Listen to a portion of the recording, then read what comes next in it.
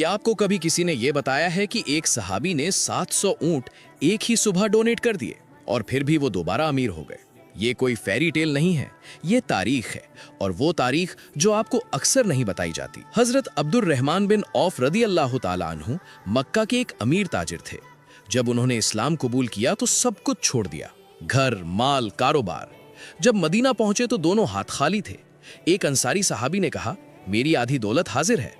हजरत अब्दुर रहमान बिन of रदी अल्लाह ताला अन्हु मुस्कुराए और सिर्फ एक सवाल किया, भाई मंडी का रास्ता कहाँ है? वो बाजार गए। पहले दिन मक्खन और पनीर बेचा। थोड़ा मुनाफा हुआ, लेकिन उनके 3 उसूल थे जो आज भी MBA नहीं सिखाता। पहला, कैश ओनली, ना उधार खरीदो ना उधार बेचो। दूसरा, 1 पैसे का भी मुनाफा हो तो माल बेच दो, होर्डिंग मत करो। तीसरा और सबसे अहम, अपने माल का कोई ऐब छुपाकर मत बेचो, कभी नहीं। यही थे उनके सीक्रेट। इतनी ईमानदारी के हर इंसान उनसे ही खरीदना चाहता था। कुछ सालों में उनके पास 1000 घोड़े, 1000 ऊंट और 10,000 भेड़ बकरियां हो गईं।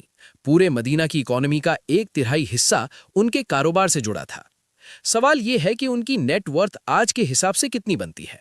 रिवायतों के मुताबिक हजरत अब्दुर रहमान बिन औफ रदी अल्लाह अन्हु अपनी वफात के वक्त लगभग 3.1 मिलियन इस्लामिक दीनार छोड़कर गए। एक दीनार का वजन लगभग 4.25 ग्राम सोना था, यानी कुल मिलाकर लगभग 13,01,088 किलो सोना। अब अगर इसे आज के सोने के रेट से मल्टीप्लाई करें तो आप अंदाजा लगा सकते हैं कि ये रकम कितनी बड़ी होगी। फिर वो दिन आया जब 700 ऊंटों का काफिला मदीना में दाखिल हुआ। इतना लंबा कि एक सिरा शहर में होता तो दूसरा शहर से बाहर। पूरा मदीना इस काफिले को देखने बाहर आ गया। तभी उन्होंने रसूल अल्लाह सल्लल्लाहु अलैहि वसल्लम की ये हदीस सुनी, गरीब लोग अमीरों से 500 साल पहले जन्नत में दाखिल होंगे। ये सुनकर हजरत अब्दुर रहमान बिन औफ रदी अल्लाह अन्हु रो पड़े और उसी वक्त पूरा 700 ऊंटों का काफिला सामान समेत अल्लाह की राह में डोनेट कर दिया। सब कुछ एक ही सुबह।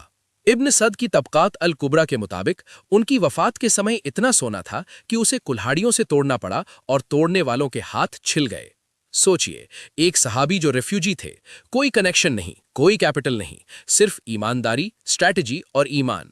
ये सिर्फ 1400 साल पुराना वाकया नहीं है, ये आज का बिजनेस लेसन है। इस्लाम की तारीख में ऐसे वाकयात कम सुनाए जाते हैं क्योंकि इस्लाम दौलत को ग्लोरीफाई नहीं करता। इस रील को ऐसे इंसान के साथ जरूर शेयर करें जिसे लगता है कि दौलत और ईमान साथ नहीं चल सकते।